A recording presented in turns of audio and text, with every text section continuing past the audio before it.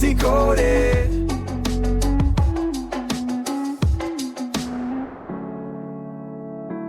Welcome to this Book Decoded episode. Ever think about the costs of war that maybe don't make the headlines? The hidden ones. Exactly. Today, we're diving into a book that connects some really unexpected dots. It weaves together like high-level academic research with a Marine veteran's personal health fight. It's a fascinating look at war's less visible impacts, the stuff that unfolds long after the fighting stops. So let's get into it. The book starts, and maybe surprisingly, with Cold War foreign policy. Specifically, academic research into strategic minerals. Yeah, things like manganese, tin, chromium, cobalt, the materials nations were scrambling for industry and defense. So here's the first big twist the book uncovers. The researcher realized that many of these vital metals were also pretty toxic. Toxic, okay. And more than that, the way the Cold War shaped global supply chains, it basically determined where these toxic materials ended up. It left this material legacy almost written onto people's bodies, as the book puts it. Wow. So national security goals spreading toxic risks unintentionally. Pretty much. And this historical angle connects directly and quite dramatically to the co-author, Alex. The Marine veteran you mentioned. Yes. Yeah. He was dealing with some serious, unexplained health issues and eventually got diagnosed with heavy metal toxicity. And let me guess. His list of metals, almost identical to the list of strategic minerals the academic researcher was studying. It's a striking connection. That's incredible. So what does that help us understand? Well, it really brings home this idea of slow violence, the term from scholar Rob Nixon. Slow violence. How does that work? It describes destruction that isn't immediate, like an explosion, but happens gradually. It's often invisible, spread out over time and space. Think environmental damage, or in this case, chemical exposures from military service. Okay, so different from battlefield wounds. Like how? Take bullets, mostly solid lead, right? But the act of firing creates lead dust, a lot of it on ranges. Ah, so exposure isn't just about getting hit. Exactly. Marines, soldiers, they inhale this stuff. They might ingest it if their hands or food get contaminated. Right. There's even take-home lead dust carried back on clothes or gear into barracks. And this isn't new, right? I mean, there's history of range contamination. MCRD, San Diego, Quantico. For sure.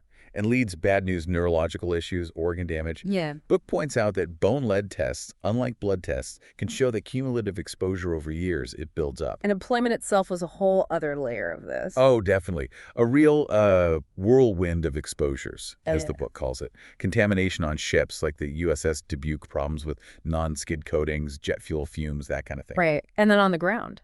Camps in places like Kuwait meant living with constant pest strips hanging everywhere, dousing yourself in DEET, taking antimalarials like mefloquine. It's a lot.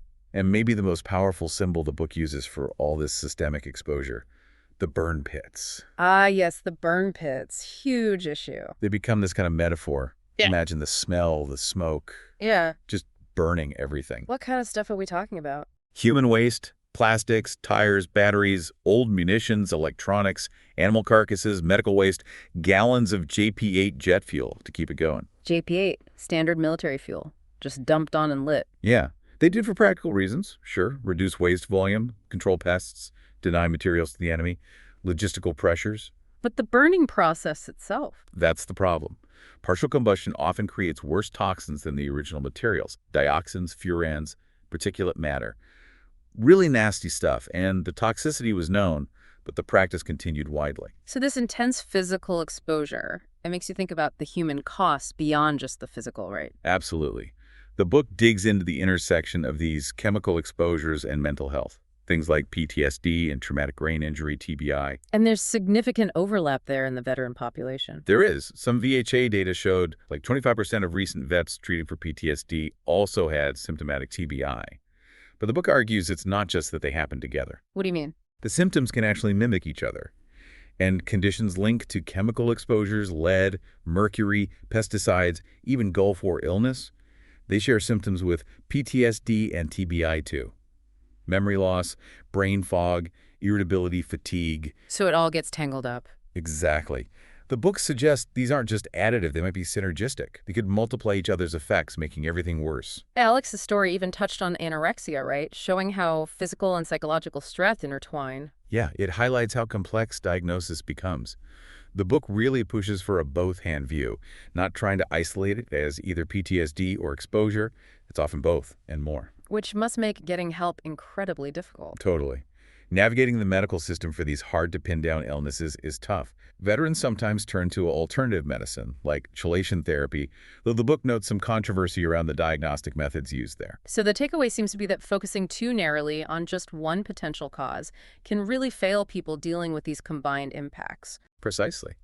And ultimately, the book ties these individual struggles back to bigger systemic issues. How so? It argues that military planning sometimes shows this myopia, a failure to see the long-term slow violence of toxicity, or even neglecting the basic human relationships and infrastructure, like waste management, needed for civil society. It even critiques things like military procurement, right? Like the helmet example. Yeah, using examples like outsourcing safety aspects of helmet production to illustrate how these systemic choices can filter down and have real consequences for individual health and safety. So putting it all together, what should we take away from this? Well, I think the book really challenges us to broaden our view of what war's violence actually entails. It's not just the bombs and bullets. Right. It's also this slow, often invisible damage from exposure, from trauma that can play out for years, even generations. It makes a really strong case for seeing the connections between our bodies, the environment we operate in, and the huge systems we create, like the military. And it leaves us and you listening with a pretty important question to chew on. How do we actually build systems, military, medical, logistical, that recognize and genuinely try to mitigate these full long-term costs? How do we account for the slow violence alongside the immediate impact?